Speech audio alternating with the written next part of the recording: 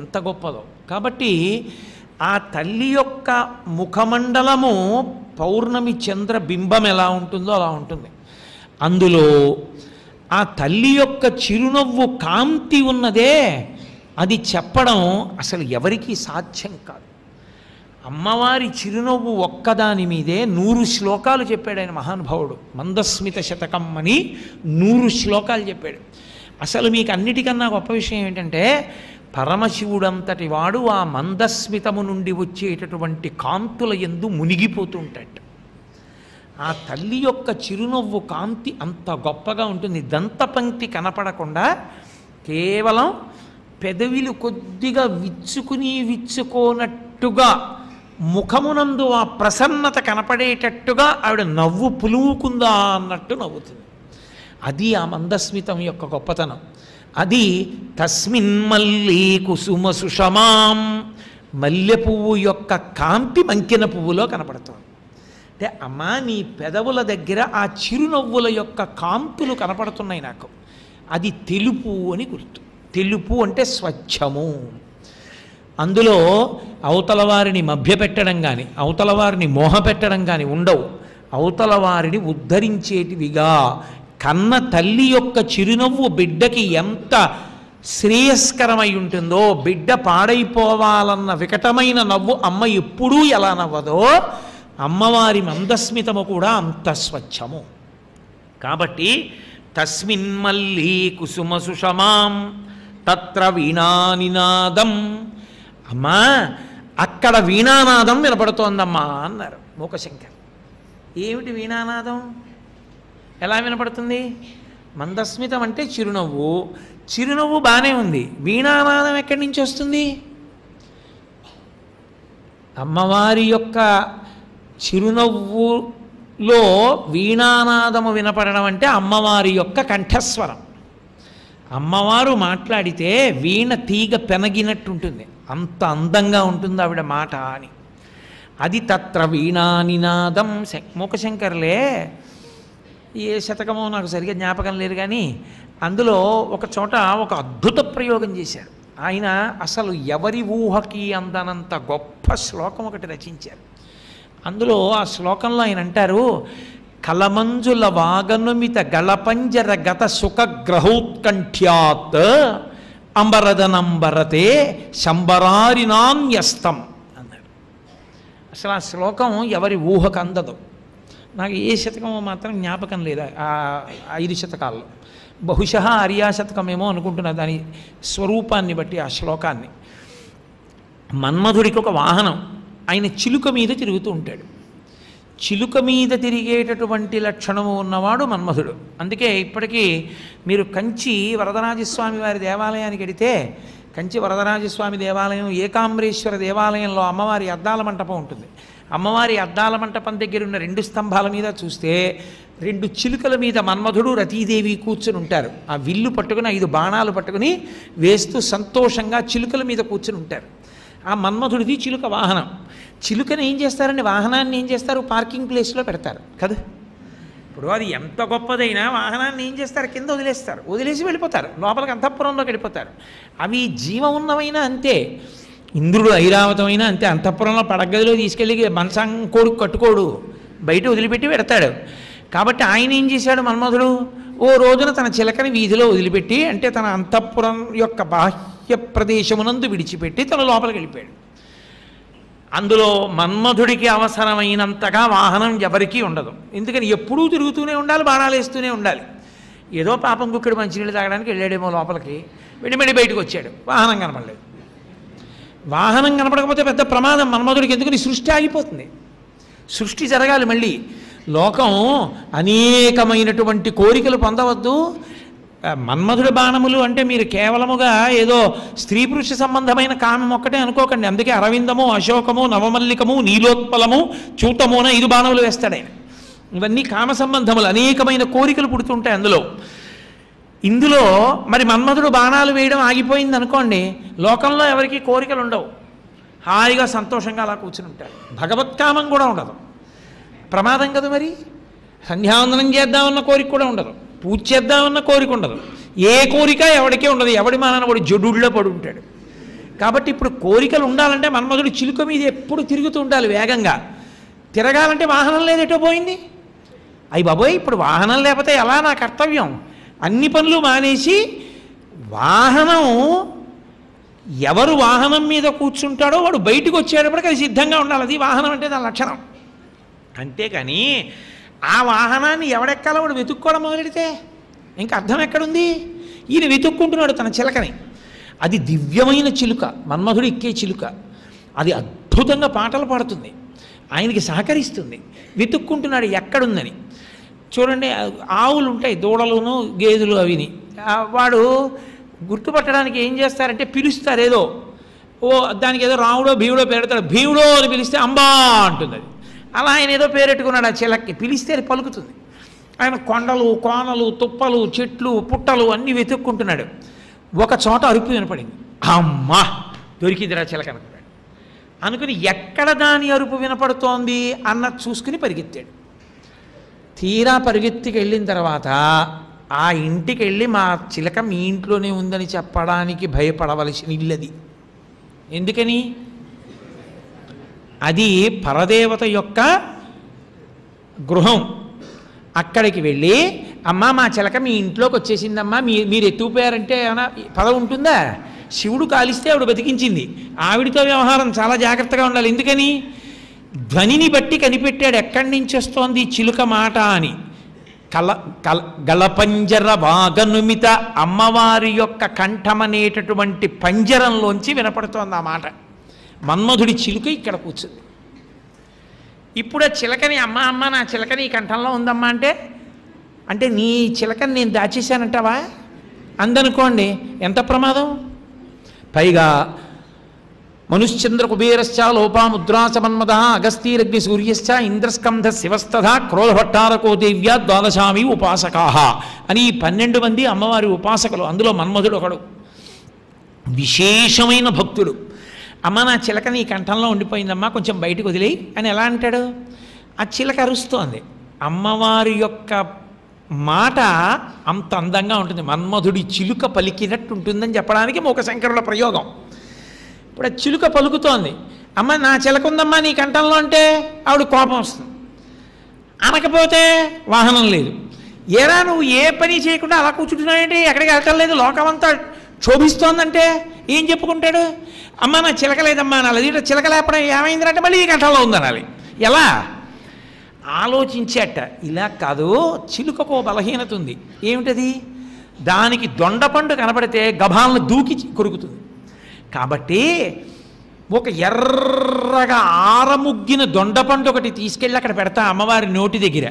కంఠంలో ఉన్న చిలక బయటికి దూకేస్తుందని అమ్మవారి నోటి దగ్గర అని తెరిచినప్పుడు చిలక చూడాలని ఎర్ర దొండపండు పెట్టేట. అదే అమ్మవారి పెదివి అన్నారు శంకరాచార్య వారు. గళమంజుల వాగనుమిత గళపంజర గత సుఖ గ్రహౌత్కంఠ్యాత్ అంబరదనంబరతే బింబఫలం శంబరారి నా న్యస్తం. న్యస్తం అంటే ఉంచాడు. ఎవరు? శంబరారి. శంబరుని యొక్క విరోధి మన్మధుడు. ఆయన నీ కంఠంలో ఉండిపోయిన తన చిలుక కోసం పెట్టాడా అన్నట్టుగా ఉందమ్మా నీ పెదిమి ఎర్రటి దొండపండులా అన్నారు. బహుశా వాంగ్మయంలో ఎక్కడా అమ్మవారి పెదవి మీద ఇంత గొప్ప శ్లోకం లేదు. అంటే ఆవిడ కంఠం ఆవిడ పలికితే అలా ఉంటుంది అని. అమ్మవారి కంఠం పలకడం అంటే సరస్వతీదేవి పాట పాడడం మానేసింది, అలా ఉంటుంది ఆవిడ కంఠం. శంకరాచార్యులు వారు సౌందర్యలహరి చేస్తూ అంటారు, విపంచాగాయంతి వివిధమపదానం పశుపతే తయారబ్ధే వక్తుం చలిత శిరసా సాధువచని తదీయైర్మాధుర్యైరపలపిత తంత్రీ కలరవాం నిజాం వీణావాణి నిచులయతి చోళేన నిభృతాం అన్నారు. అమ్మవారి దగ్గరికి వచ్చి అమ్మవారి మీద కీర్తనలు చేస్తే ఆవిడికి చికాకు. ఏమిట్రా నన్ను పోగొడతాడు ఏమిట్రా వీడు అంటుందిట. అందుకని ఆవిడ మహాపతివ్రత కాబట్టి ఆవిడికి తన భర్తని కీర్తిస్తే సంతోషం. అందుకని అమ్మవారి దగ్గరికి వచ్చి కూర్చుంది సరస్వతీదేవి. కూర్చుని విపంచాగాయంతి వివిధమపదానం పశుపతే, పశుపతి పరమశివుడి మీద కీర్తనలు చేస్తోంది. అంత గొప్పవాడమ్మా, ఇంత గొప్పవాడమ్మా, మన్మధుడిని కాల్చేశాడమ్మా, యమధర్మరాజు గారిని తన్నేశాడమ్మా అని కీర్తనలు పాడుతోంది. అమ్మవారు చలిత శిరసా సాధువచనే. ప్రవచనం వినేటప్పుడు మౌనంగా కదలకుండా వినాలి. సంగీతం కానీ నృత్యం కానీ చూస్తే తల కదపాలి, లేకపోతే శ్రోతకి ధర్మం తెలియదు, శ్రోతకి పరిపక్వత లేదని గుర్తు.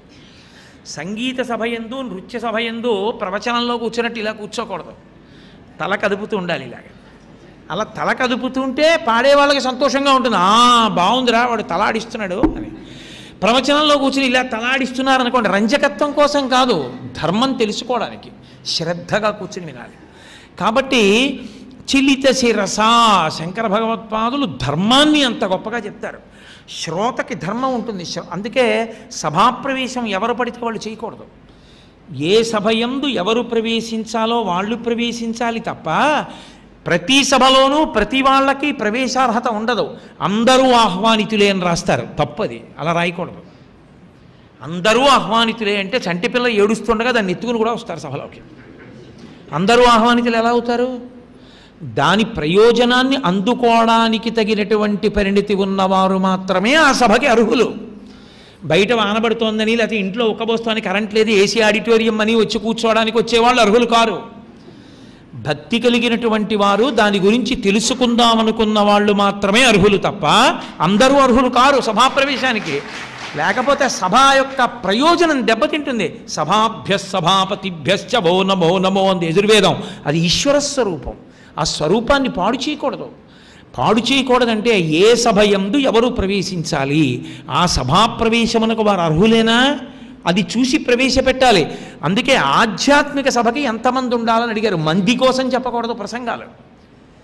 పరిణతి కలిగిన ఒక్కడి కోసమే. మూకపంచశతి అమ్మవారు చెప్పించింది అంటే కామాక్షి పరదేవత అనుకుంది. 7 రోజులు వీడు చెప్పాలి. 7 రోజులు ఎవరి కోసమో చెప్పిస్తోంది ఆవిడ. ఎవరో ఉన్నారు, ఎవరన్నది ఆవిడికి తెలుసు. ఆవిడ ఆ ఒక్కడి కోసం చెప్పిస్తోంది. ఆ ఒక్కడు తెలిసిపోకూడదు, అందుకని చాలామంది చేత పరివేష్టితులు చేస్తుంది.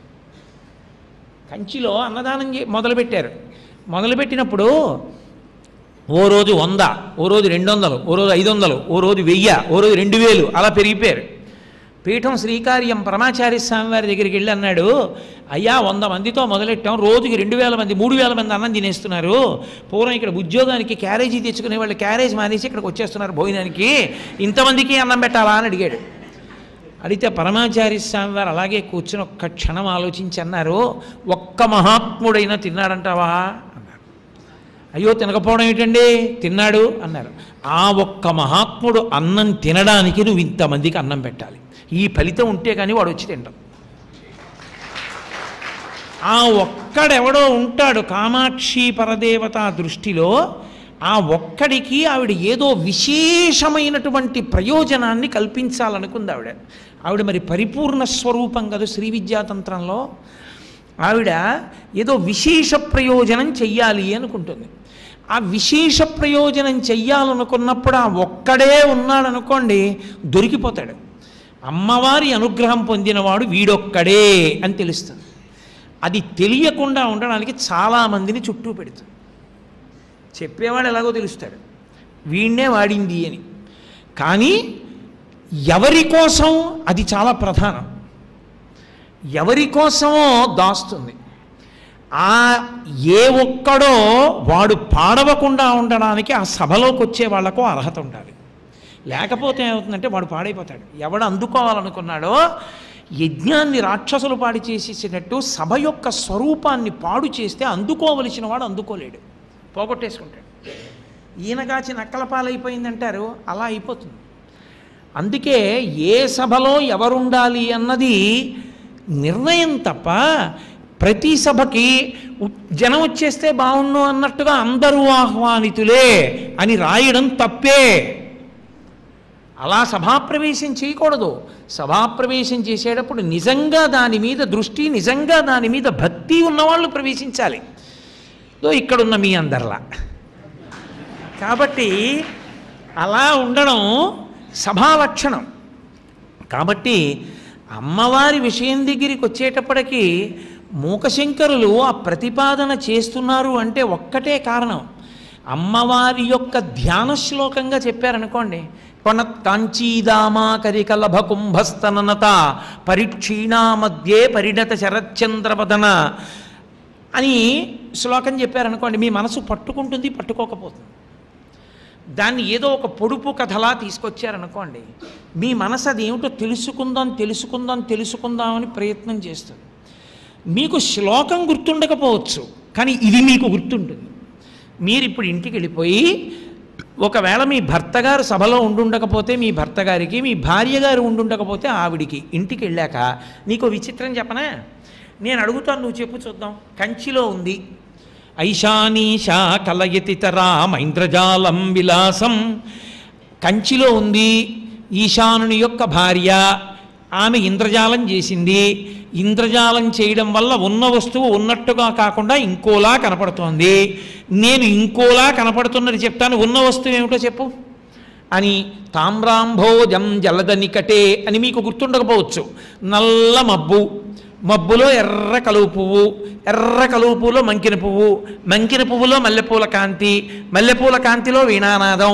ఎవరు చెప్పు అన్నారనుకోండి, ఆవిడ ఆలోచించి నాకు అర్థమైంది, ఉలగలంత పెరుమాళ్ దేవాలయం అందరం ఏమీ కాదు, మళ్ళీ చెప్పు అని మీరు సంతోషపడిపోయి, ఆవిడ ఏదో ఒకటి చెప్పింది అనుకోండి, అక్కడ వరకు చెప్పావు కానీ పళ్ళు కాదు, చిరునవ్వు.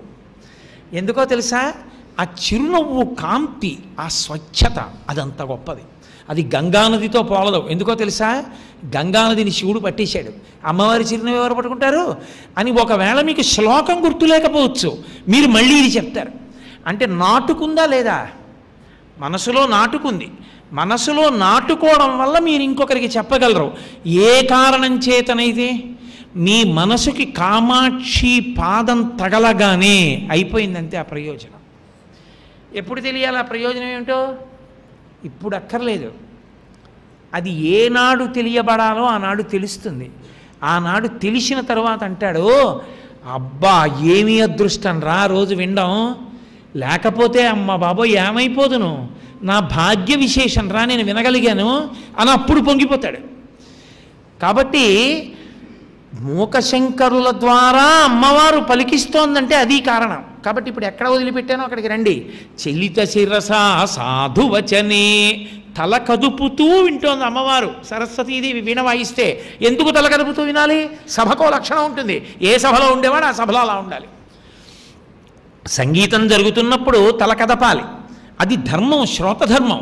అది తెలియని వాడిని తీసుకొచ్చి మీరు సభలో కూర్చోబెట్టారనుకోండి ముందు వరుసల్లో, ఆవిడ ఎంతో కష్టపడి పాడుతుంటే వాడు సెల్ ఫోన్ మాట్లాడుకుంటున్నాడు అనుకోండి, పక్క వాళ్ళతో మాట్లాడుకుంటున్నారు అనుకోండి, పాడేవాడికి ఎంత చికాగ్గా ఉంటుంది.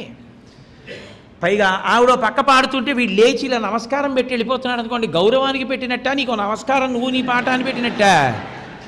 ఎందుకు ఆ కూర్చోవడం? అందుకే సభాప్రవేశమునందు అర్హత. దాన్ని గమకాన్ని తెలుసుకోగలిగిన వాడు, రాగతాళ పరిజ్ఞానం ఉన్న వాళ్ళు ముందున్నారనుకోండి, వాళ్ళు ఆవిడ పాడుతుంటే అప్పా అని పరవశించిపోతూ తాళం వేస్తున్నాడు అనుకోండి, పాడే వాళ్ళకి ఉత్సాహంగా ఉంటుంది. ఓ దీన్ని తెలిసున్న వాళ్ళు వింటున్నారు, వాళ్ళు చేసిన సాధన, వాళ్ళు కష్టపడి నేర్చుకున్నది సార్థక్యం చెందుతోందని వాళ్ళు పరవశించి పాడతారు. అప్రయోజకుడు అదంటే ఏమిటో తెలియని వాడు ఎదురుగుండా కూర్చున్నాడు అనుకోండి, ఏమిటి పాడేవాడికి సంతోషంగా ఉంటుంది. కాబట్టి ప్రతిదానికి ధర్మం ఉంటుంది లోకంలో, ధర్మము చేత ముడిపడి ఉంటుంది. అందుకే అసలు ఆ ధర్మం అన్నది విడిచిపెట్టడానికి ఉండదు. శ్రోతకి ధర్మం అది అమ్మవారు పాటించింది. చలిత శిరసా సాధువచనే. సాధువచనే అంటే అద్భుతం అద్భుతం అని అరవకూడదు సంగీత సభలో, శభాష్ అని వినపడకుండా సాధువచనం అంటే చిన్న మాట అవతల వాళ్ళని అభినందిస్తూ అనాలి. అబ్బా అంటున్నారు అనుకోండి, సంతోషంగా ఉంటుంది. ఆహాహాహా అని అరుస్తున్నారు అనుకోండి, పాడేవాడు పాడలేడు. కాబట్టి చలిత శిరస సాధువచనే. శంకరుల శ్లోకముల యందు నాటకీయత ఉంటుంది. అది శంకరుల యొక్క వాంగ్మయ లక్షణం. శంకరులు ఒక శ్లోకం చేశారంటే ఒకసారి చదివితే చాలు, మీరు మళ్ళీ ఎప్పుడో అకస్మాత్తుగా దాని అవసరం వస్తే మీరు మళ్ళీ జ్ఞాపకం చేసుకుంటే మీకు ఆ సభ జ్ఞాపకానికి వస్తే ఆ మాటలు వచ్చేస్తాయి, అంతే అలా వచ్చేస్తాయి. దాని వెనకాల ఒకదాని వెనకాల మీరు ప్రయత్నపూర్వకంగా ఏదో బట్టి పట్టి గుర్తు చేసుకోక్కర్లేదు. ఎలా ఉంటుందో చెప్తారు శంకరాచార్యుల వారు. నిజంగా మీ కళ్ళ ముందు జరుగుతున్నట్లు చూపిస్తారు. దీని విపంచాగాయంతి వివిధమపదానం పశుపతే. ఎవరు ఆ కీర్తనలు వింటున్నారో వాళ్ళ హృదయమిరిగి పాడేవాడు. ఎవరు వింటున్నారు? పరదేవత వింటోంది.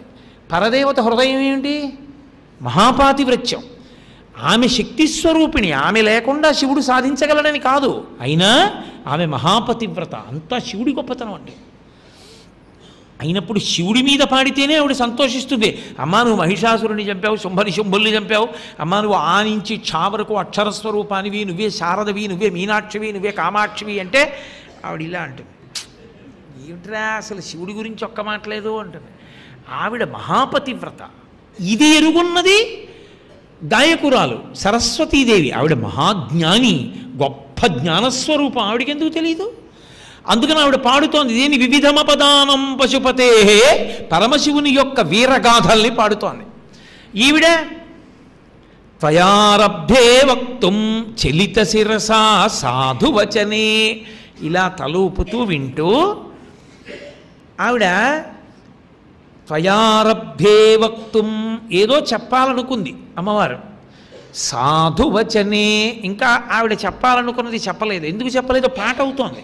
పాట అవుతూ ఉండగా చెప్పకూడదు కదా. మధ్యలో ఎవడో ఆ కీర్తనలో అది బాగా పాడారు సుమా అనకూడదు, అయిపోయాక అనాలి ఆ మాట. కాబట్టి సాధువచనే, తను చెప్పబోయేటటువంటి విషయాన్నంతటినీ చెప్పగలిగినటువంటి చిన్న మాట మాట్లాడింది. అంటే మీకు అర్థం అవ్వాలంటే శబాష్ అంది ఆవిడ. శబాష్ అని ఇలా తలూపి. అలా అనగానే సరస్వతీదేవి ఏం చేసింది? త్వదీయైర్మాధుర్యైర్ అపలపిత తంత్రీ కలరవాం, ఆపేసింది సరస్వతీదేవి పాట. ఎందుకని? నా కంఠం బాగుంటుంది, నేను బాగా పాడుతున్నాననుకుని నేను పాడుతుంటే ఆవిడ శబాష్ అంటేనే అబ్బా ఎంత బాగుందో ఆ కంఠం, ఎంత బాగా ఉందో అనిపిస్తే ఇక ఈ తల్లే పాట పాడితే నా పాట ఎందుకు పనికి వస్తుందని భయం వేసి ఆవిడ పాట మానేసింది. ఆవిడ మానేసింది, వీణ మానేస్తుందా? వీణ మాందో. ఎందుకని? అప్పటిదాకా పట్టుకుని వాయించింది, దాన్ని వాయించి వాయించి ఈవిడ ఆపింది. ఇది గుయ్ అంటూ ఉంటుంది. ఇంకాను ఆవిడంటే అని అకస్మాత్తుగా ఆపేసింది. అమ్మా బాబోయ్, శబాష్ అంటేనే ఇంత అందంగా ఉంటే ఇంకా ఆవిడ పాడితే ఆవిడ దగ్గర పాడడం అని అయిపోయింది. వీణ ఆగుతుందా? దానికి ఎలా తెలుస్తుంది? అదని గుయ్ అంటుంది. ఇంకాను నీకు సిగ్గులేదే, ఇంకా గుయ్యి అంటున్నావా? ఆవిడ అంత బాగా అంటున్నా అని వెంటనే నిచుళ్ళయ్యతి చోళేనని భృతాం, సిగ్గులేదానా దూరు లోపలికి అని గలీబులో పెట్టి మూట కట్టేసింది. అంటే తను ఆవిడ గొప్పతనం తెలుసుకుని ఊరుకుంది. వీణ ఇంకా కుయ్యి అంటోంది, అందులో పెట్టేసింది గలీబులో. అందులో పో మాట్లాడుకో. పిల్లలు చూడండి, ఓ అల్లరి చేస్తున్నారు అనుకోండి, పెద్దవాళ్ళు వచ్చినప్పుడు అల్లరి చేయకో అన్నా కూడా వాళ్ళు ఏదో చేస్తున్నారు అనుకోండి, గబగబా లేచి వెళ్ళి తాతగారు వాడిని తీసుకెళ్ళి ఆ గదిలో దింపేసి బయట నుంచి గడియెట్టేసి విసేయి వీడిని పెరట్లో ఆడుకోమని అంటారు చూడండి. అలా గలీబులో తోసేసింది అన్నారు శంకరాచార్యులు వారు. ఎంత నాటకీయత నిజంగా! అంటే అమ్మవారి యొక్క కంఠంలోంచి శభాష్ అన్న మాట ఒక్కటి వస్తే అంత అద్భుతంగా ఉంటే అసలు ఆవిడ కంఠ మాధుర్యం ఎలా ఉంటుంది, ఆవిడ మాట్లాడితే ఎలా ఉంటుంది? ఇది చెప్పడం తత్ర వీణానినాదం. మూకశంకరుల శ్లోకంలోకి రండి. ఆమె నల్లని మబ్బనేటటువంటి కబరీబంధంలో ఎర్రటి కలువ పువ్వు లాంటి అమ్మవారి ముఖం, అందులో ఎర్రని మంకెన పువ్వు లాంటి అమ్మవారి పెదవి, అందులోంచి వస్తున్న తెల్ల మల్లె పువ్వు యొక్క కాంతి లాంటి చిరునవ్వు, ఆ చిరునవ్వు వెనక అమ్మవారి కంఠంలోంచి వస్తున్నటువంటి వీణానాదం లాంటి కంఠస్వరం. ఇవన్నీ ఒకలా కనపడి ఒకలా ఉన్నవి. నల్లమబ్బు దగ్గర కలువ పువ్వు ఇవన్నీ. కానీ యథార్థానికి అది ఎవరు? కామాక్షి పరదేవతే. ఆవిడెవరు? ఆవిడెవరంటే శంకరాచార్య మూకశంకరులు అంటారు, ఆవిడ సుకృతలహరి పుణ్యాల పంట. ఎవరికి? ఐశానీశాం, ఈశాన్ని పుణ్యాల పంట అన్నారు. ఎందుకని? ఒక భర్త గౌరవం అంతా ఎవరి మీద ఆధారపడుతుంది? భార్య మీద ఆధారపడుతుంది. అందుకే ఒక మహాత్ముడు ఏడిచాడు, భార్య చనిపోయింది ఆయనకి. చనిపోతే ఆయన అన్నాడు, ఇహమునందు సుఖంగా అదే పరలోకానికి కావలసిన మూట ఎత్తుకుపోయావన్నాడు. ఏది పుణ్యం చేయడానికి అధికారం పోయింది. ఏం చేద్దామన్నా పీటల మీద కూర్చుందామంటే ఆవిడేది, ఆవిడ ఉంటే ఏదో కాశీ వెళ్ళాను గయ వెళ్ళానండి, ఆవిడ రాలేదు, ఏదో ఇంట్లో బంధువులు ఉన్నారంటే రవికిల పట్ట పెట్టుకుని అయినా చేసేసావు, అధికారం ఇచ్చేశారు. ఆవిడ లేకపోతే పోయిందంతే. నువ్వు చెయ్యగలిగిన పుణ్యాల మూట ఎత్తుకుపోయావే నువ్వు, నీ చేసుకోవడానికి లేకుండా చేశావన్నాడు. ఐశానీశా, ఆ ఈశానుడు అంటే మోక్షం ఇవ్వగలిగిన వాడు. 5 ముఖాల్లో సజ్జోజాత అఘోర తత్పురుష వామదేవ ఈశానములను 5వ ముఖం పైకి ఉంటుంది. అంత గొప్పవాడు ఆయన. ఆయన భార్య అంత గొప్పది, ఎందుకని మాయ యొద్దు తిప్పుతుంది, మాయ నుంచి విడదీస్తుంది. అంత గొప్పదైన తల్లి ఐంద్రజాలం విలాసం. అది భార్యాభర్తల గురించి మాట్లాడటం అంటే ఆయనంత గొప్పవాడు కానండి, ఏమిటో ఆయన ప్రారంధం అనకూడదు. ఆయనకి తగిన ఇల్లాలండి అనాలంతే. మనకు ఆ అధికారం లేదు భార్యాభర్తల మధ్యకి వెళ్ళి ఆయన గొప్పవాడు ఆవిడ తక్కువది, ఆవిడ గొప్పది ఆయన తక్కువవాడు అనకూడదు.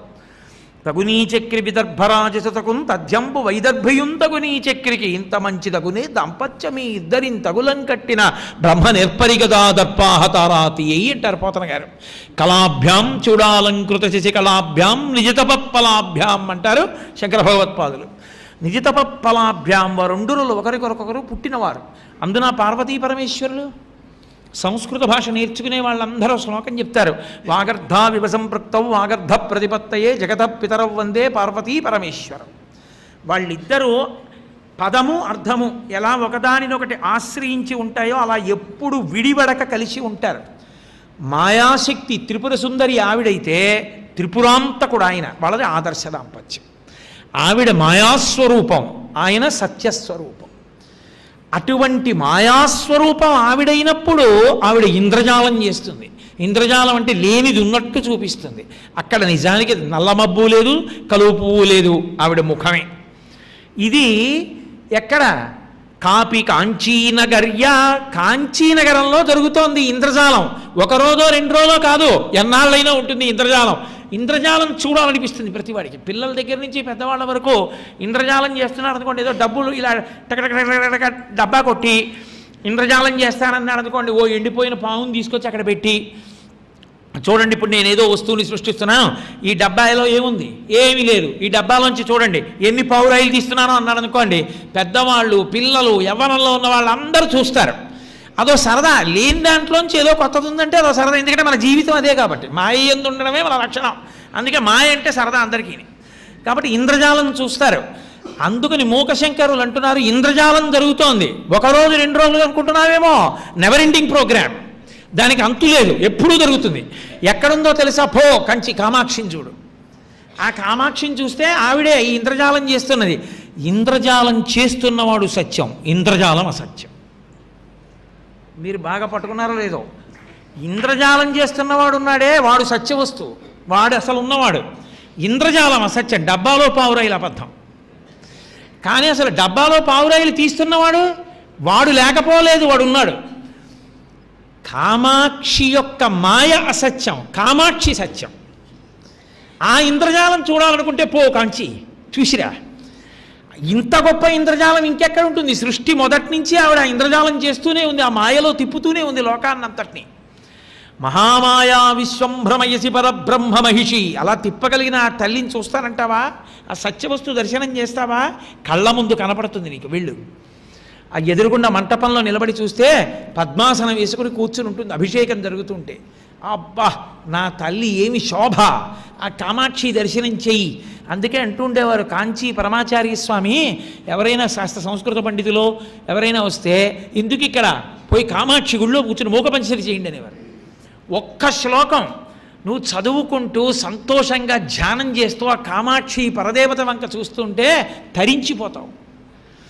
కాబట్టి ఆమె ఆయన పుణ్యాల పంట, అటువంటి తల్లి. అందుకే అంతటి మహాపతివ్రత. పుణ్యాల పంట అన్న మాటకు అర్థం ఏమిటో తెలుసా అండి? మహాపతివ్రత అని. ఆయన ఆజ్ఞ మీరదు. ఏ పని చేసినా నా భర్త సంతోషిస్తాడా, అదొక్కటే లక్ష్యం. ఎప్పుడూ ఆయన్ని సంతోషపెట్టడమే, ఇంకొకటి ఉండదు. నేను ఒక మాట అంటే మీరు బాధపడకండి. సరస్వతీదేవిగా వీణ పట్టుకుని చతుర్ముఖుడైనటువంటి చతుర్ముఖ బ్రహ్మగారి పక్కన తెల్లటి చీర కట్టుకుని వీణ వాయిస్తూ కూర్చోవడం చాలా సరదా. బాలభోగం నుంచి ఏకాంత సేవ వరకు చక్కగా చేయించుకునే శ్రీ మహావిష్ణువుకి ఇల్లాలు లక్ష్మీదేవిగా ఉండడం చాలా సంతోషం. ఏది ఎప్పుడు తనలో తాను రమిస్తూ ఉండి ఆకలేస్తే ఏమోయ్ అంటే అవుతోంది వంట అంటే పక్కింటికి వెళ్ళి భవతి భిక్షాం దేహి అని తినేయగలిగిన వాడితో దాంపత్యం అంటే మాటలా భార్యగా ఉండడం, అది పార్వతీదేవికి చెల్లింది. అటువంటి వాడు కాముణ్ణి కాల్చిన వాడితో దాంపత్యం, కాముణ్ణి కాల్చిన వాడికి కాముని యొక్క అనురక్తి కలిగేటట్టుగా చేసి మాంగళ్యం కట్టించుకొని పక్కన కూర్చోబెట్టుకుని ఇంతమంది బిడ్డల్ని కంది నా తల్లి. కామాక్షి కాదు గొప్పది.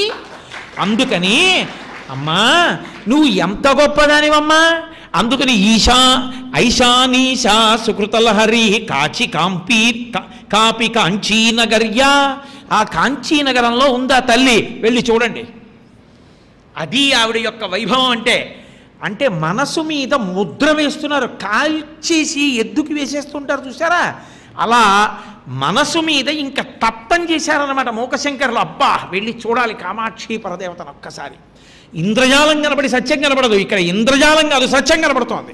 ఎంత అదృష్టం, వెళ్ళిపోతాను కంచి అని సంతోషపడిపోయేటట్టుగా ఆ తల్లి వైభవాన్ని చిన్న పిల్లల దగ్గర నుంచి పెద్దవాళ్ల వరకు తమ ప్రమేయం లేకుండా తాము మనసు పెట్టి విని తెలుసుకోవాలని కుతూహలం కలిగేటట్టుగా శ్లోకం ఇచ్చారు శంకరాచార్యులు వారు, మూకశంకరులు.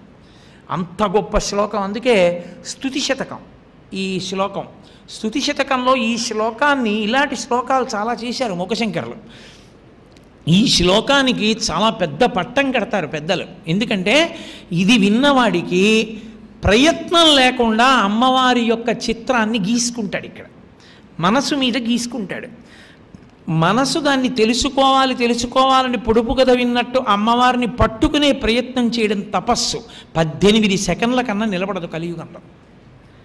18 సెకండ్ల కన్నా నిలబడనటువంటి మనస్సు పరదేవతా స్వరూపాన్ని తెలుసుకోవడానికి విశ్వప్రయత్నం చేసి నిలబడడంలో కృతకృత్యం అవుతుంది. కాబట్టి ఈ శ్లోకాన్ని స్తుతి శతకంలో చాలా అద్భుతమైన శ్లోకంగా చెప్తూ ఉంటారు.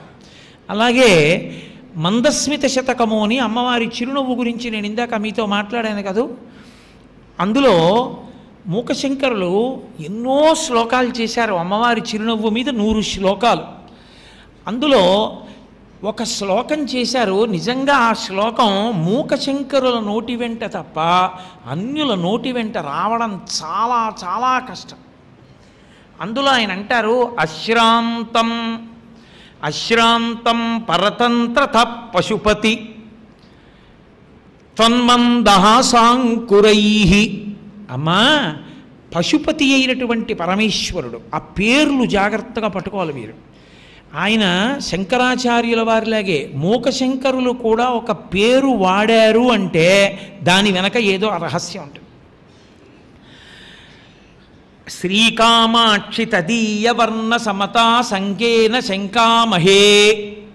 ఆయన అంటున్నారు, అమ్మా పశుపతి పరమశివుడు ఉన్నాడే, పశుపతి అయినవాడంటే పశువులంటే మోహాంధకారమనందు అజ్ఞానమనందు సంసారమనందు పరిభ్రమిస్తున్న వాళ్ళు, వాళ్ళకి పతి అయినటువంటి ఆ పరమేశ్వరుడు అశ్రాంతం, ఒకప్పుడు కాదు, ఏదో పొద్దున్న సాయంకాలం మధ్యాహ్నం ప్రదోషవేళ రాత్రి అలా కాదు, ఎప్పుడూ పరతంత్ర అంటే అదే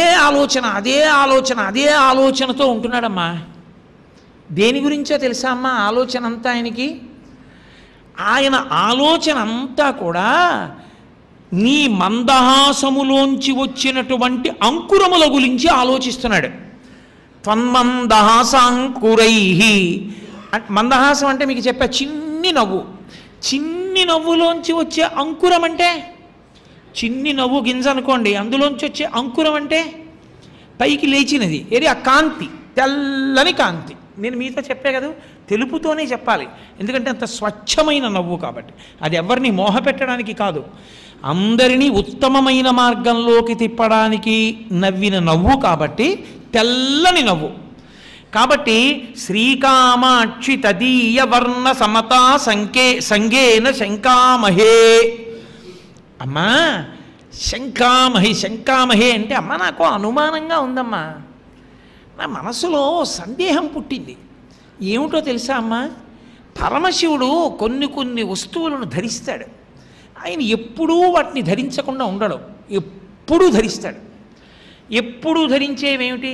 ఇందుం నాక ధునీంచ శేఖరయతే మాలాంచ దత్తేన వై వైకుంఠై అవకుంఠనంచ కురుతే ధూళీచయుర్భాస్మనై అన్నారు మోకశంకర్. ఆయన వాడేటటువంటి వస్తువుల యొక్క చిట్టా చెప్పారు. ఇవి ఎందుకు అలా వాడుతుంటాడో అవే ఎందుకు వాడతాడు ఆయన. ఇప్పుడు నా దగ్గర బోల్డన్న ఆభరణాలు ఉన్నాయనుకోండి, ఓ 4 రోజులు ఓ గొలుసు వేసుకుని ఆ గొలుసు తీసేసి ఓ 4 రోజులు పోయిన తర్వాత ఇంకో గొలుసు వేసుకుంటానా? అసలు అలా కాకుండా ఎప్పుడూ అలా ఉంటాడమ్మా. కొన్నే వాడుతుంటాడు. ఏమిటవి? ఇందుం, చంద్రబింబాన్ని తల మీద పెట్టుకుంటాడు. పరమేశ్వరుడు చంద్రబింబాన్ని తల మీద ఎందుకు పెట్టుకుంటాడు అంటే దాని తాత్వికమైనటువంటి రహస్యం వేరు. చంద్రుడు దోషం చేశాడు, భార్యలతో కలిసి సహజీవనం చేయడంలో ఒక ఆమె పట్ల అనురక్తి ప్రదర్శించాడు, మిగిలినటువంటి వారి పట్ల అనాసక్తి ప్రదర్శించాడు. అందరినీ కన్న తండ్రి ఒక్కడే, ఆ పిల్లని కన్నవాడు ఒకడు, మిగిలిన వాళ్ళని కన్న తండ్రులు వేరైతే ఆ పిల్లని కన్న తండ్రి సంతోషిస్తాడు. మా అమ్మాయి అంటే మా అల్లుడికి ఇష్టం, మిగిలిన వాళ్ళు అంటే పెద్ద ఇష్టం లేదని. అందరినీ కన్నవాడు దక్ష ప్రజాపతే. మిగిలిన వాళ్ళు వెళ్ళి చెప్పారు, నాన్నగారండి చంద్రుడు మాతో ఉండట్లేదు, ఒక్క రోహిణితో ఉంటున్నాడని. ఆయన మందలించాడు, వినలేదు. దక్ష ప్రజాపతి ముక్కోపి శాపం ఇచ్చాడు, క్షయవ్యాధి చేత నువ్వు నశించిపోతావు అనడం అనేశాడు. కోపానికి ఉన్న లక్షణం ఏమిటంటే అది విచక్షణని కోల్పోయేటట్టుగా చేస్తుంది. క్రుద్ధ పాపం నకుర్యాత్కః క్రుద్ధో హన్యాద్గురునపి అంటారు వాల్మీకి మహర్షి. ఆ క్రోధం వచ్చిన వాడు గురువుని కూడా చంపేస్తాడు. అందుకని నువ్వు క్షయవ్యాధితో నశిస్తావు అన్నాడు. క్షయవ్యాధి ప్రారంభమైంది చంద్రుడికి. అమ్మబాబోయ్, ఈ క్షయవ్యాధితో నేను ఎక్కడ నశించిపోతానోనని వెళ్ళి పరమశివుడి గురించి తపస్సు చేశాడు. తపస్సు చేస్తే పరమశివుడు ప్రత్యక్షమయ్యాడు. ఏమయ్యా ప్రజాపతి నీ మామగారు దక్షుడు బొత్తిగా ఆయన ఇచ్చిన శాపం పని చేయదు అని నేనంటే బాధపడతాడు కదా పెద్ద ఆయన, బ్రహ్మమానసపుత్రుడు. అటువంటి వాడి మాట కాదంటే బాగుంటుందా? అందుకని నీకు క్షయవ్యాధి ఉంటుంది, కళలు తగ్గుతాయి, కళలు పెరుగుతాయి, కానీ నీకేమీ అవదు అని లోకంలో ఎవడైనా తప్పు చేసిన వాడిని రక్షించాడనుకోండి, చాటుగా రక్షిస్తాడు. ఏమయ్యా అలాంటి దిక్కుమాలిన పని ఎందుకు చేసావయ్యా, ఇంకెప్పుడు చేయకు, పోన్లే కానీ నేను ఇచ్చానని చెప్పక ఎవరికి ఇదిగో ఈ డబ్బట్టుకుని ఎక్కడికో పోయి ఎక్కడో ఏదో జీవితం చెయ్యి అంటాడు. అంతేగాని బాగా తప్పు చేసిన వాడిని నెత్తిమీట ఎట్టుకు తిరుగుతున్నాడు అనుకోండి, అది కూడా అలాంటి వాడితో కలిసి తిరుగుతున్నాడు వీడును అంటారు. పరమశివుడు ఏం చేశాడు? ఎవడు బాగా తప్పు చేశాడో వాడిని నెత్తిమీద ఎట్టుకున్నాడు. తప్పైపోయింది మహాప్రభో అంటే చాలు, అది ఆయన ఔదార్యం. ఎంత ఉదారుడో మహానుభావుడు. సరేలేరా నువ్వేమైపోవు అంటే సరిపోయే, నెత్తి మీద ఎట్టుకున్నాడు తీసుకుని. అదే పోలిక ఆ ఇంట్లో తల్లిది, పెద్ద కొడుకుది, చిన్న కొడుకుది. మీరు చూడండి, గణపతి ఇవాళ మీరు వినాయక వ్రతకల్పం అని చదువుతున్నటువంటి కథ పచ్చి అబద్ధం. అసలు ఆ కథ లేనే లేదు విష్ణు పురాణంలో. ఎవడు రాశాడో నాకు అర్థం కాదు ఆ పుస్తకాన్ని, ఆ కథని. అసలు విష్ణు పురాణంలో ఉన్న కథ వేరు. ఆయన చంద్రలోకానికి వెళ్ళాడు. ఆయన ఏదో కాళ్ళు అందలేదు, చేతులు అందలేదు, ఏదో చంద్రుడు చూశాడు, పొట్ట పగిలిపోయింది, ఇవేం లేవు. ఆయన చంద్రలోకానికి వెళ్ళాడు. వినాయక చవితి ఆయన పుట్టినరోజు, అందుకని ఆయన చంద్రలోకానికి వెళ్ళాడు. చంద్రలోకానికి వెడితే చంద్రుడు చూసి నవ్వాడు ఆయన్ని, ఆ పెద్ద బొజ్జ అది ఏమిటా అలా ఉన్నావు నువ్వు అని. వినాయకుడు అన్నాడు, నువ్వు పైకి అందంగా ఉంటావు, లోపల కుచ్చిత భావములు ఉంటాయి. కవులందరూ చంద్రవదన చంద్రవదన అని చంద్రుడితో పోలుస్తారు కాబట్టి నీకు గర్వం ఎక్కువైంది. గర్వం ఎక్కువైంది కాబట్టి పైకి ఎలా ఉన్న లోకానికి శుభాలు చేసేటటువంటి నన్ను చూసి నవ్వావు. కాబట్టి నిన్ను ఎవరు చూస్తారో వాళ్ళకి నీలాప నిందలు వస్తాయన్నాడు. చీకటి పడేటప్పటికి అందరూ బట్ట అడ్డు పెట్టుకుని దిక్కుమాలిన చంద్రుడు చూస్తామో ఏమిటో అనడం మొదలెట్టారు. ఆయన సిగ్గుపడి సముద్రంలోకి వెళ్ళిపోయాడు. అందుకని క్షీరసాగర మథనంలో మళ్ళీ వచ్చాడు. అందుకని సముద్రంలోకి వెళ్ళిపోయాడు. వెళ్ళిపోతే చంద్రుడు లేకపోతే కటిక చీకటి, ఓషధులు ప్రకాశించలేదు, వైద్యం చేయడానికి ఓషధులు లేవు. ఋషులందరూ వెళ్ళి విఘ్నేశ్వరుడిని అడిగారు, అయ్యా ఎలాగని. ఆయన అన్నాడు, వాడిని రమ్మనండి, వాడు తప్పు ఒప్పుకుంటే చాలన్నారు.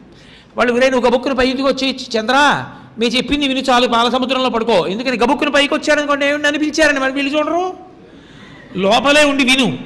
నువ్వు విఘ్నేశ్వరుడి దగ్గరికి వెళ్ళి నీ తప్పు ఒప్పుకో, ఆయన శాపావకాశం ఇస్తాడన్నారు. చంద్రుడు ఎవ్వరికీ కనపడకుండా ఓ ముసుగేసుకుని విఘ్నేశ్వరుడి దగ్గరికి వెళ్ళాడు. ఆయన కూర్చున్నాడు సింహాసనం మీద. అయ్యా నా బుద్ధి పొరపాటు అయిపోయింది, మిమ్మల్ని చూసి నవ్వాను, నన్ను క్షమించండి అని ఆయన కాళ్ళ మీద పడ్డాడు. సరేరా తప్పు ఒప్పుకున్నావుగా చాలు, అందుకే ఏం చేస్తున్నానో తెలుసా, నిన్ను తీసుకున్న నెత్తి మీద పెట్టుకుంటానని చంద్రరేఖని నెత్తి మీద పెట్టుకున్నాడు విఘ్నేశ్వరుడు కూడా. అందుకే ఆయనకి చంద్రరేఖ ఉంటుంది. పెట్టుకోవడం కాదు, నీ ఎప్పుడూ చూడకూడదు అన్నాను కదా, ఏ చవితినాడు నువ్వు నన్ను చూసి నవ్వావో ఆ ఒక్కరోజు తప్ప మిగిలిన రోజుల్లో చూసినా బాధలేదు, వెళ్ళిపోన్నాడు. ఎవడు సంతోషపడిపోవాలి ఇప్పుడు? చంద్రుడు సంతోషపడిపోవాలి, విఘ్నేశ్వరుడు సంతోషపడిపోయాడు. సంతోషపడిపోయి ఒరే తప్పు చేసిన వాడు ఒకడు తప్పు ఒప్పుకున్నాడు, ఎంత గొప్ప విషయం రా లోకంలో ఇది, మారడం గొప్ప, ఒక్కడు మారాడు రా అని నృత్యం చేశాడు. అందుకని నృత్య గణపతి వచ్చింది. అంటే అంత ప్రసన్న హృదయుడు గణపతి అని.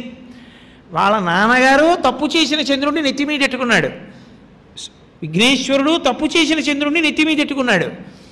వాళ్ళ అమ్మగారు అంతే, ఆవిడ తదినాటి చంద్రరేఖే పెట్టుకుంటుంది కిరీటం మీద. కామాక్షి కిరీటం మీద చూస్తే మీకు ఆకాశంలో శుక్లపక్ష తదియనాటి చంద్రరేఖ ఎలా ఉంటుందో కామాక్షి పరదేవత కిరీటం మీద అలాగే ఉంటుంది తదియనాటి చంద్రరేఖ. ఆ చంద్రరేఖ శివుడికి, అమ్మవారికి, విఘ్నేశ్వరుడికి వీళ్ళందరికీ కలిపి కామన్ ప్రాపర్టీ. కాబట్టి ఆ పరమశివుడు అంతటి ఉదారుడు. ఇందుం అప్పటి నుంచి ఆయన చంద్రరేఖని పెట్టుకుంటాడు. ఎంత తప్పు చేసిన వాడైనా మారానని నా కాళ్ళు పట్టుకుంటే వాడిని నెత్తి మీద పెట్టుకుంటానని చెప్పడానికి పెట్టుకున్నాడు. కాబట్టి ఇందుం అమ్మ తెల్లటి చంద్రుణ్ణి శివుడు ధరిస్తాడు, అది తెలిపే. నాక ధునించ ఆకాశగంగ, ఆకాశగంగ తెల్లగా ఉంటుంది, యమున నల్లగా ఉంటుంది. అందుకే తిక్కన గారు మహాభారతంలో విరాట ప్రబంధం చేస్తూ సురనదియును కాళిందియును బెరసినట్టి కాంతి పూరమ్ము శోభిల్లు శాంతమూర్తి నా మనము ఆనందమగ్నముగా చేసి ఎలమి సన్నిధి చేసి సర్వేశ్వరుండు అన్నారు.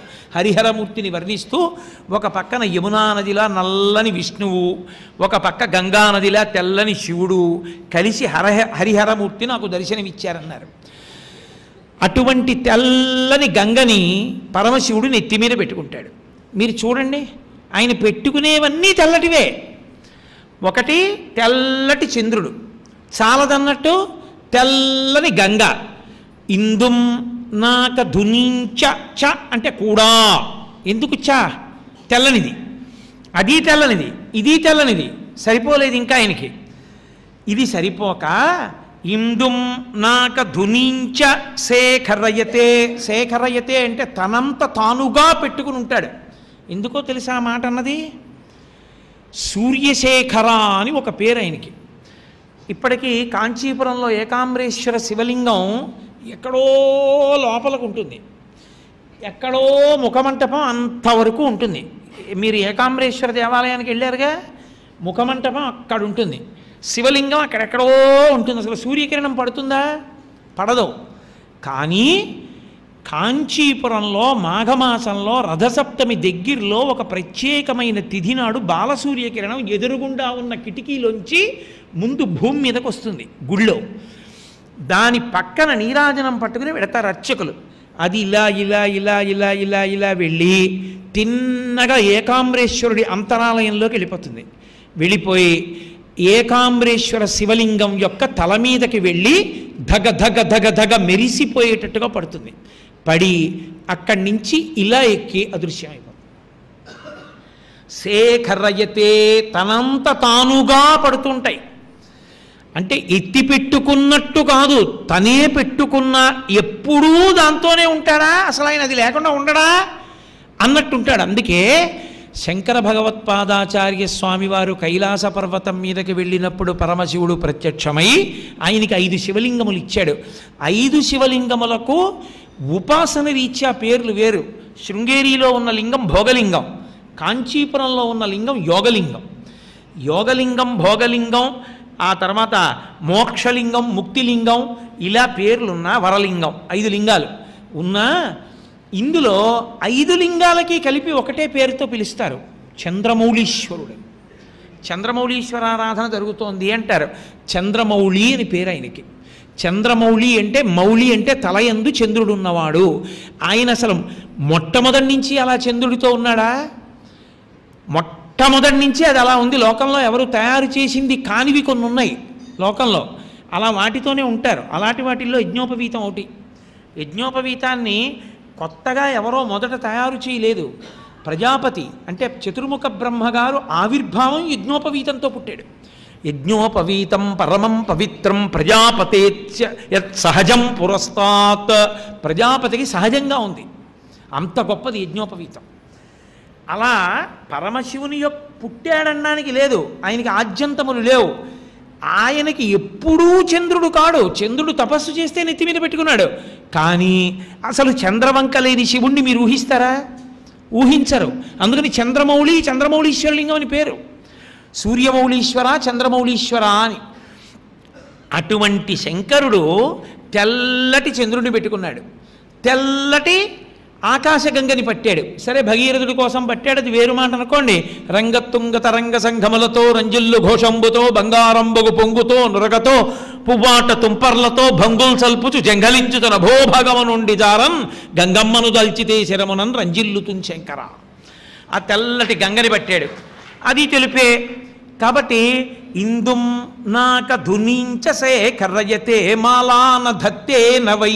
నవై నవై అంటే నూత్నం, అప్పుడే పూసినటువంటి, కొంగొత్తగా ఉండేటటువంటి ఏవి?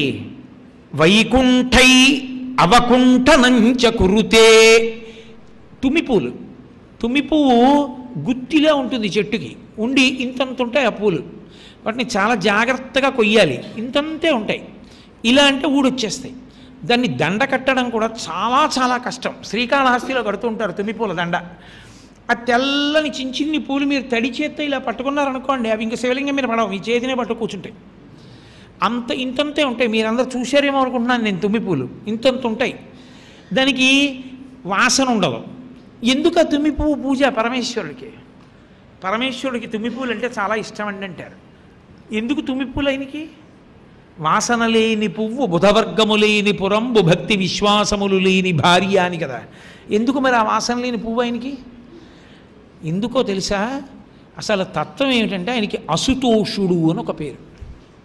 అసుతోషుడు అంటే ఆయన ఎంత ఇస్తాడో మీరు ఊహించలేరు, ఆయన ఎంత చిన్నదానికి ప్రీతి పొందుతాడో మీరు చెప్పలేరు. ఈ 2 లక్షణములు ఉన్నవాడు అని గుర్తు.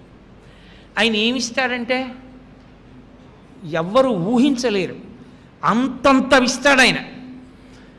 పాల సముద్రాన్ని సృష్టించి ఇచ్చాడు. పిల్లవాడు పాలు కావాలని అడిగితే పాల సముద్రాన్ని ఇచ్చాడు. చచ్చిపోయినటువంటి మన్మధుడు మళ్ళీ పుట్టి నీ పాతివ్రత్యం చెదరదని రతీదేవికి వరం ఇచ్చాడు. యమధర్మరాజు గారిని తన్ని చంపి మళ్ళీ పుట్టించాడు. మన్మధుణ్ణి 3వ కంటి మంట చేత కాల్చి మళ్ళీ తిరిగి సృజించాడు. అసలు ఆ త్రిపురాసురుల్ని తన 3వ కంటి మంట చేత కాల్చేశాడు. పరమశివుడు చేసినటువంటి కృత్యములను ఎవడు ఊహించలేడు. భక్తులకు ఆయన ఇచ్చేటటువంటి వరం కూడా అలా ఉంటుంది. అంత గొప్పగా వరాలు ఇస్తాడు. అన్నీ ఇవ్వగలిగిన పరమేశ్వరుడు ఏం పుచ్చుకుంటాడంటే, తుమ్మి పువ్వుని పశువు కూడా తిందో, ఆ గుళ్ళల్లోనూ అక్కడ బయటే ఉంటాయి అవి. అది ఓ గుత్తికి ఇన్ని పూలు పూస్తుంది. ఆ తుమ్మి పువ్వు ఇలా ఇలా ఇలా ఇలా కోసి ఒక్క తుమ్మి పువ్వు తీసుకెళ్ళి ఇలా వేశారనుకోండి, ఆయన ఎంతో సంతోషపడిపోతారు. అది ఎవరు దండ కట్టుకోరు, అది ఎవరు తల్లో పెట్టుకోరు, అది ఎవరు వాసన చూడరు. అటువంటి తుమ్మి పువ్వు తీసుకెళ్ళి ఆయన మీద వేస్తే ఆయన అంత ప్రీతి పొందుతాడంటే అసుతోషుడు.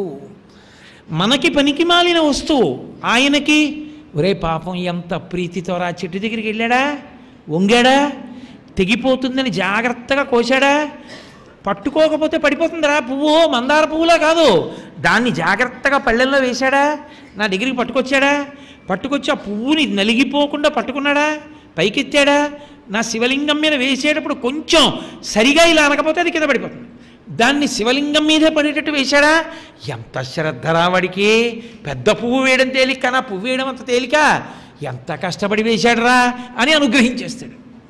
కాబట్టి అసుతోషుడైన. కాబట్టి వైకుంఠైరవకుంఠనంచ కురుతే, తుమ్మిపూలు దండలు దండలుగా మెళ్ళ వేసుకుంటాడు, అవి తెలుపే. చంద్రుడు తెలుపు, ఆకాశగంగ తెలుపు, తుమ్మి పువ్వు తెలుపు. ఇవి చాలదన్నట్టు ధూళించ భస్మానవై, తెల్లటి భస్మ తీసుకుని ఒళ్ళంతా రాసేసుకుంటాడు. రాసేసుకుని విభూతి రేఖలు పెట్టేసుకుంటాడు. ఒంటి నిండా విభూతి పట్లు పెట్టుకోవడం కాదు, శంకరుడు విభూతి రాసేసుకుంటాడు. పరమాచార్య స్వామి వారికి ఉండేది అలవాటు, ఆయన రాసుకునేవారు. ఒకానొకప్పుడు ఆయన ఎక్కడో ఒక పల్లెటూరులో బస చేశారు. అంత పల్లెటూరులో బస చేసి ఉండగా ఆయన అంత్యవాసి ఒకడు పరిగెత్తి, మా నాన్నగారికి షష్ఠి పూర్తి చేద్దాం అనుకుంటున్నాం, మా అమ్మగారు ఇంచుమించు చచ్చిపోయారని చెప్పారు డాక్టర్లు, మీరే అనుగ్రహించాలన్నాడు. ఆయన వెంటనే ఓ అరిటాకు తీసుకురమ్మని అరిటాకు వేసి దాని మీద నించుని కాసేపు గెంతారు. గెంతితే ఆయన ఒంటి నుంచి భస్మ ఆకులో పడింది. అది చూపించి అది పొట్లం కట్టి తీసుకెళ్ళి మీ అమ్మ నోట్లో వేయి అన్నారు. ఎలా వెళ్ళను, విమానం వెళ్ళిపోయి ఉంటుంది అన్నాడు అతను. ఆయన అన్నారు వెళ్ళదు, వెళ్ళు అన్నారు. ఆ పొట్లం పట్టుకుని వెళ్ళాడు. ఆ విమానం ఎగరలా, ఏదో కారణం వచ్చి అలా ఉండిపోయింది. ఇతను వెళ్ళి ఎక్కాడు, విమానం బయలుదేరింది. ఆయన పట్టుకెళ్ళి ఇలా వేశారు నోట్లో. ఎందుకా చచ్చిపోయిన దానికి ఇంత ప్రయాసపడతావు అన్నారు డాక్టర్లు. మా స్వామి ఇచ్చారు నాకు నమ్మకం అని వేశాడు. ఆవిడ టక్కన లేచి కూర్చుంది, ఏమైందిరా అంది. అది పరమాచార్య స్వామి, అపరశివావతారం మహానుభావుడు. మా కృష్ణమూర్తి గారు చెప్తుంటారు, ఇలా ఎలకలు పరిగెడుతున్నటువంటి ఒక పాడుపడిపోయిన దేవాలయంలో పడుకుని ఉండేవారు ఆయన. సన్యాసాశ్రమం అంటే అంత గొప్ప ఆశ్రమ నియమాలు పాటించిన మహాపురుషుడైన. నేను మొన్ననే కామకోటిలో పూజ చూడ్డానికి వెళితే ఓ పెద్ద ఆయన నా దగ్గరికి వచ్చాడు. వచ్చి మీరేనా తరచుగా పరమాచార్య అంటుంటారు, తెలుగులో ఉపన్యాసాలు చెప్తారు అని కొద్దిగా వచ్చిరా అని తెలుగులో అడిగాడు. అవును అన్నాను. ఆయన నాకు ఒక సందర్భం చెప్తే నేను తెల్లబోయా. ఆయన 2-3 పిలిచాడు వాళ్ళ స్నేహితుల్ని. ఒరే నీకు తెలుగు బాగా వచ్చు కదా, మనం ఎందుకు ఈ పీఠానికి ఇంత అంతేవాసులం అయ్యామో చెప్పరా అన్నాడు. ఆ తెలుగు బాగా వచ్చిన ఆయన నాతో చెప్పాడు, వాళ్ళు కాలేజీలో చదువుకుంటున్న రోజుల్లో పీఠానికి వచ్చారట. ఇలా కూర్చుని ఉన్నారట పరమాచార్య. అన్నం తిన్నారా అని అడిగారట. తినలేదు. వాళ్ళు పిల్లలు ఏదో సరదాగా వచ్చారు అంటే అన్నం తినండి అన్నారట. అన్నం తినొచ్చాక సాయంకాలం చంద్రమౌళీశ్వరారాధన చూసి వెళ్ళండి అన్నారట. మాకు బస్సు వెళ్ళిపోతుంది అన్నారట. వాళ్ళు వెళ్ళదు అన్నారట. 8 గంటలకు బస్సు, 9 అయింది, ఆఖరి బస్సు 8 గంటలకు వాళ్ళకి. ఆయన అదే ధ్యానంతో పూజ చేస్తున్నారు. అందరూ ఆయన మాట అంటే మాట ఏం చెప్పుకుంటున్నారు. అయ్యి బాబోయ్ వెళ్ళిపోతే ఏ ఉపద్రవం వస్తుందో భయం. వాళ్ళు అలాగే కూర్చున్నారు. ఆయన పూజంతా పూర్తి చేసి పైకి లేచి ఒక్కసారి ఇలా చూశారట. చూసి ఆ పిల్లల్ని ఇలా రమ్మన్నారు, వెనకనున్న వాళ్ళని. తట్టలో ప్రసాదం తీసి ఇచ్చి పరిగెత్తుకుంటూ వెళ్ళండి, మఠం బయట మీ బస్సు ఉందన్నారు. అప్పటికి 1.5 గంట అయిపోయింది. ఆ బస్సు బయలుదేరడం ఆలస్యం అయిపోయి అది స్టార్ట్ అవ్వలేదు బస్ స్టాండ్లో. ఆలస్యంగా బయలుదేరి అప్పుడే మఠం దగ్గరికి వచ్చింది. వీళ్ళ బస్సు ఎక్కారు. ఆనాటి నుండి మేము ఆయనకి అంత్యవాసులం అయిపోయి పీఠాన్ని నమ్ముకుని ఇలా బతుకుతున్నామండి అన్నారు నాతో. ఆయన మాట అంటే అంతే, ఇంకా కామాక్షి మాట అది. ఆ స్థాయికి వెళ్ళిపోయారు మహానుభావుడు అనుష్ఠాన బలం చేత. అంతే శరీరము మంత్రపూతమైంది, దానికి తగిలిన విభూతి కూడా ఔషధి అయిపోయింది, అమృతం అయిపోయింది అంతే. కాబట్టి పరమశివుడు ఒళ్ళంతా విభూతి రాసుకుంటాడు. ఆయన ధూళీచ భస్మానవై, ఒళ్ళంతా బూది రాసుకుంటాడు, అది తెలుపు. అమ్మా ఎవడైనా పోనీ ఏదో రకరకాలు పెట్టుకున్నాడు, బాగుంది.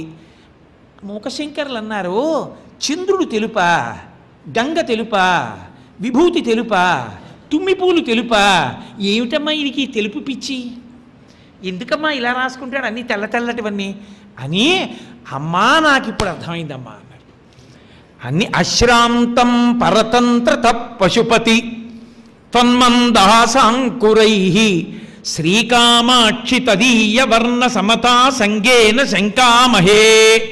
అమ్మా నాకు అనుమానంగా ఉంది, ఎందుకు ఇలా చేస్తున్నాడో తెలుసా? నీ చిరునవ్వు చూశాడు, నీ చిరునవ్వుల కాంతుల తెలుపు చూశాడు, ఇంట్లోకి వెళ్ళాడు. నువ్వు పక్కన అస్తమానం ఉంటావేంటి, ఏదో వంటింట్లో కడతావు, ఇంకో చోటికి కడతావు. తను కూర్చుని అబ్బా మా ఆవిడ చిరునవ్వు ఎంత తెల్లగా ఉంటుంది అని బూది రాసేసుకున్నాడు. అబ్బే ఈ తెలుపు సరిపోలేదన్నాడు. తెల్లటి చంద్రుడిని పెట్టుకున్నాడు, అబ్బే ఈ తెలుపు చాలలేదన్నాడు. తెల్లటి గంగ పట్టాడు, అబ్బే ఈ తెలుపు చాలలేదన్నాడు. తెల్లటి తుమ్మిపూల దండలేసుకున్నాడు, ఈ తెలుపు చాలలేదు మా ఆవిడ నవ్వముందన్నాడు. మా ఆవిడ నవ్వని ఇవన్నీ వేసుకుని నీ దగ్గరికే వచ్చి కూర్చున్నాడమ్మా, నీ నవ్వు చూసినందుకు శంకరుడు తెల్లవన్నీ వేసుకున్నాడు.